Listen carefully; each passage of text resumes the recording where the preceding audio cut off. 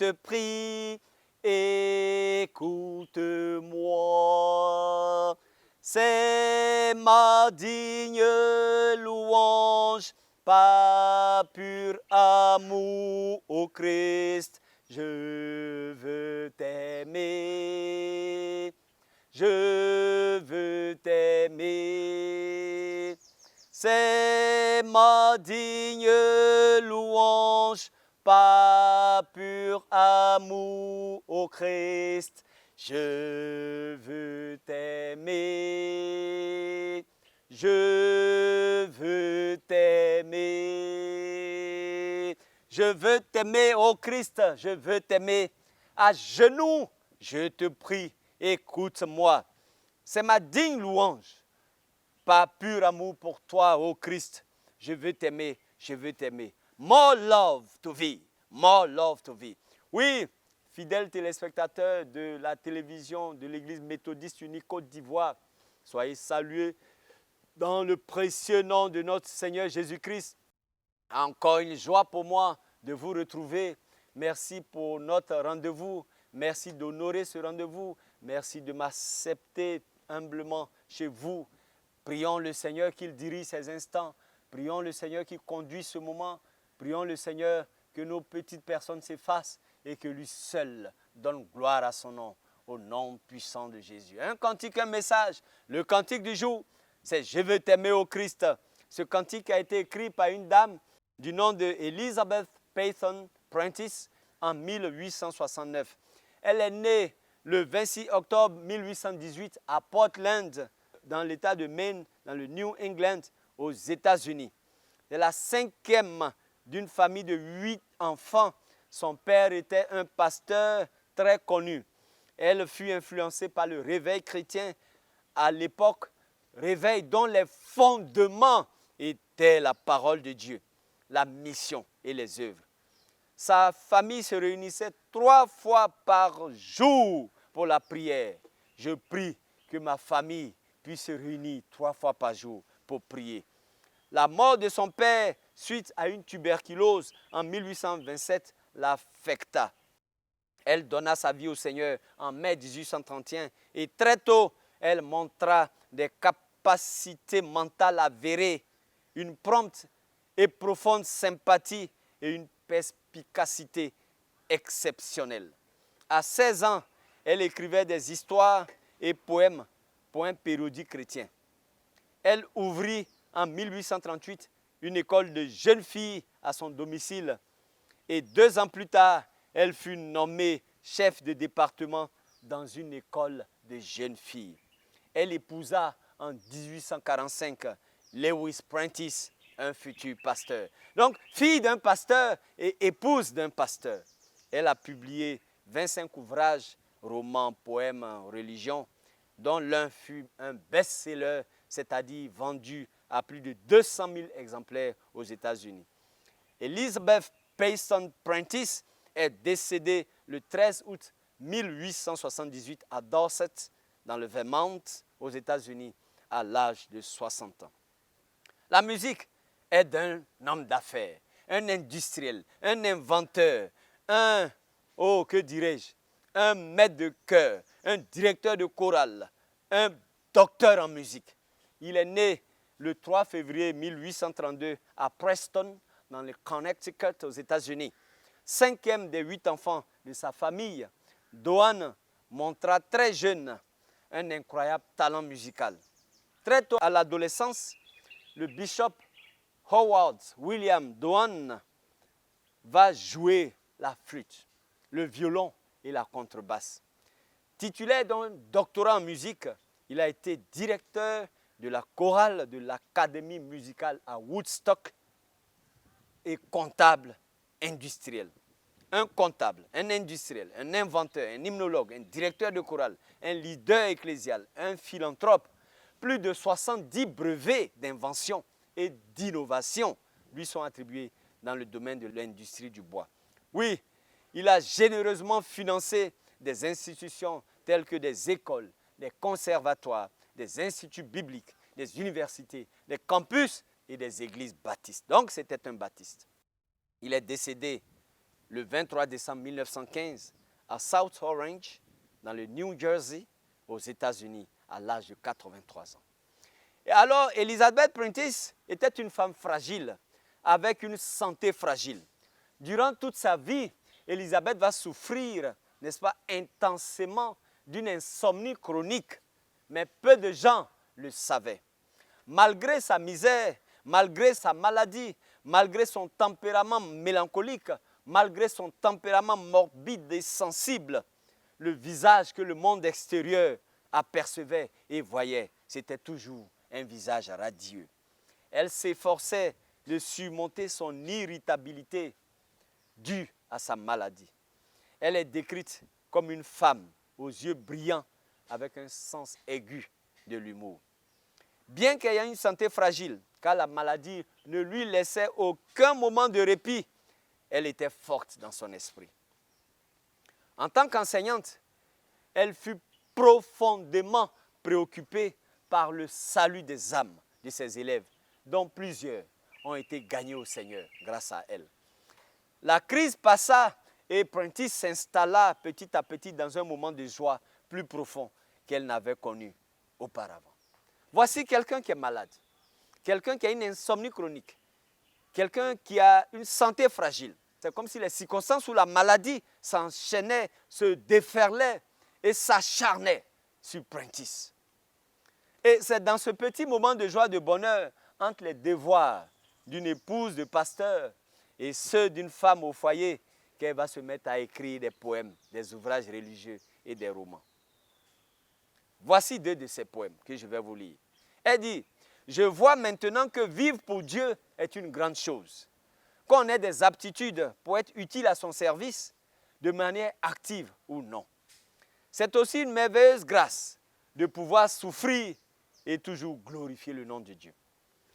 Aimer plus Christ est le plus profond des besoins. Le cri constant de mon âme, dehors, dans les bois et sur mon lit, et même en conduisant ma voiture, quand je suis heureuse et préoccupée, et quand je suis triste et oisive, le chuchotement continue à s'élever dans mon cœur. Plus d'amour pour Jésus. Mais comme un acharnement, le malheur va encore frapper la famille. Non seulement elle est malade, non seulement son père est décédé de tuberculose, non seulement elle a une insomnie chronique, elle a une santé fragile, mais les temps ou les circonstances ne vont pas lui laisser du repos. Le malheur va frapper donc la famille. En effet, le 16 janvier 1852, son deuxième fils, nommé Eddie, âgé de 4 ans, va mourir suite à une fièvre. Elle avait fait tout ce que le médecin avait suggéré. Elle avait acheté tous les médicaments qu'il avait prescrits, mais en vain. Après la mort d'Eddie, elle a reconnu que aller à Jésus est une grande bénédiction pour lui. Et ce, malgré sa douleur extrême à elle. 3 mois plus tard, soit en avril de la même année, son troisième fils, Bessie, un nouveau-né, va mourir. En l'espace de 3 mois, fidèles téléspectateurs, de janvier à avril 1852, la famille Prentice va perdre 2 de ses enfants. En janvier, c'est son fils âgé de 4 ans qui va mourir. Et en avril, c'est son fils, un nouveau-né, qui va mourir. Donc 2 enfants, imaginez-vous, en 3 mois, janvier, avril, les Prentice vont perdre 2 de leurs enfants. Le premier, il meurt à 4 ans. Elle était enceinte de 6 mois. Donc, lorsque son premier meurt à 4 ans, en avril, son enfant, Bessie, va naître et il va mourir par la suite. Voici le décor planté. Prentice va se retrouver complètement déboussolé. Prentice va se retrouver complètement découragé. Prentice va se retrouver complètement déçu. Parce qu'en 2 mois, 3 mois, elle a perdu 2 de ses enfants. Pendant des semaines, Élisabeth était inconsolable. Et dans son journal intime, elle a écrit « Les mains vides, un corps usé, épuisé et un désir ardent de fuir un monde qui attend d'expériences tragiques et brusque. Dans ces moments de deuil, Prentice a commencé à méditer sur l'histoire de Jacob dans l'Ancien Testament et comment Dieu a rencontré Jacob d'une manière très spéciale pendant ces moments de tristesse et de plus profonds besoins. Elle priait constamment et s'est rendue compte que son expérience était similaire à celle de Jacob. Elle s'est aussi rappelée du texte du cantique de Sarah Adams qui dit « Mon Dieu, plus près de toi ». Elle s'est rappelée de ce texte. Et alors qu'elle méditait et priait, elle va commencer à écrire elle-même son propre cantique. Fidèles téléspectateurs, sachez que ce cantique, « Je veux t'aimer au Christ », c'est après le décès de ses enfants, ses deux enfants. Un jour, Prentice et son époux sont allés au cimetière sur les tombes de leurs deux enfants. Elle est allée avec son mari pour nettoyer les tombes de leurs deux enfants. Quand elle est allée, n'est-ce pas, dans ce cimetière, Élisabeth a posé deux pieds, un pied sur une tombe et le second sur l'autre tombe de ses deux enfants. Et elle s'est effondrée en sanglots. Elle a dit, Seigneur, ma famille est effondrée. Mes rêves sont brisés. Mon avenir est hypothéqué. Je ne sais plus qu'est-ce qu'il faut faire. Voici une femme fervente, fille d'un pasteur, épouse d'un pasteur, qui perd ses deux enfants en 3 mois. Et c'est au cimetière. Suivez bien, fidèles téléspectateurs. C'est au cimetière qu'elle va crier à Dieu. Seigneur, pourquoi? Pourquoi mes deux enfants? Regarde-moi, je suis ruiné, je suis desséché, je suis désabusé, je suis désemparé. Je ne sais plus à quel sein me vouer. Toi qui es le roi des rois, le Seigneur des seigneurs, regarde ma situation. Et c'est dans ces moments de questionnement, c'est dans ces moments de difficulté que son mari, au cimetière, sur la tombe de leurs deux enfants, son mari va lui dire, ma chérie, c'est dans ces moments difficiles que Dieu nous montre son amour. C'est dans ces moments difficiles que Dieu nous prouve son amour. Et sur les paroles de son mari, elle va au cimetière sortir son stylo et son calepin pour nous écrire ce cantique. Je veux t'aimer, ô Christ. Je veux t'aimer.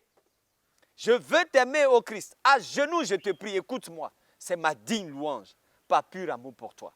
Voici, je veux t'aimer, je veux t'aimer.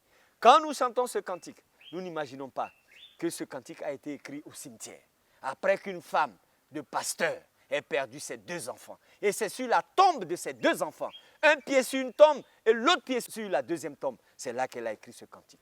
Ce cantique qui nous procure la joie, qui nous procure l'allégresse, parfois, quand nous l'exécutons. Ce cantique avec lequel nous dansons, nous nous trémoussons. Voici l'histoire de ce cantique. C'est le cantique d'une femme qui a mis sa confiance dans le Seigneur. C'est le cantique d'une femme qui a cru au Seigneur.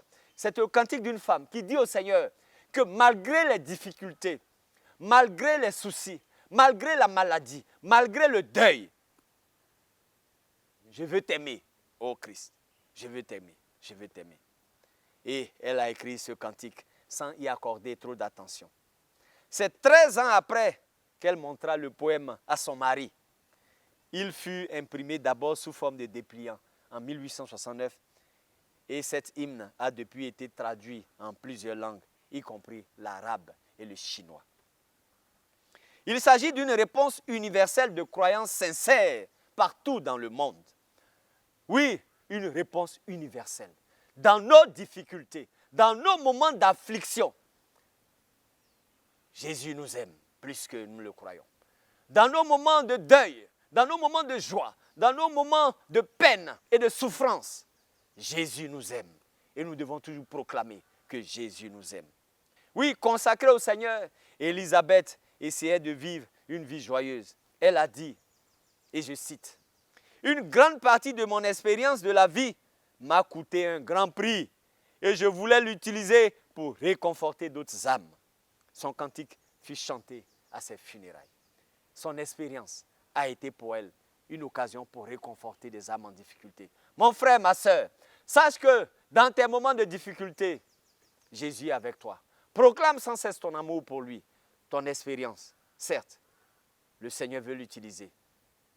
Le Seigneur veut utiliser ton expérience pour que d'autres personnes soient réconfortées, pour que d'autres âmes soient réconfortées. Le Seigneur veut utiliser ta souffrance, tes difficultés, pour que d'autres personnes soient édifiées ou soient encouragées.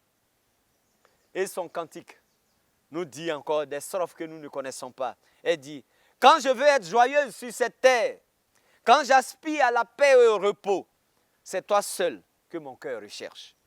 Donne-moi ce qui est bon pour moi, telle est toute ma prière. Plus d'amour, ô Seigneur, pour toi, plus d'amour pour toi, plus d'amour pour toi. Lorsque peine et chagrin, repos m'enlèvent, me laissant que douleur et affliction. Confiant est ton enfant, doux sera mon refrain.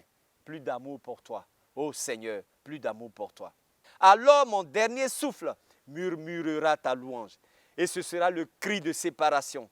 Ainsi mon cœur s'élèvera, et je redirai encore cette prière. Plus d'amour, ô Seigneur, plus d'amour, plus d'amour. Fidèles téléspectateurs, d'ici et d'ailleurs, le Seigneur ne change pas.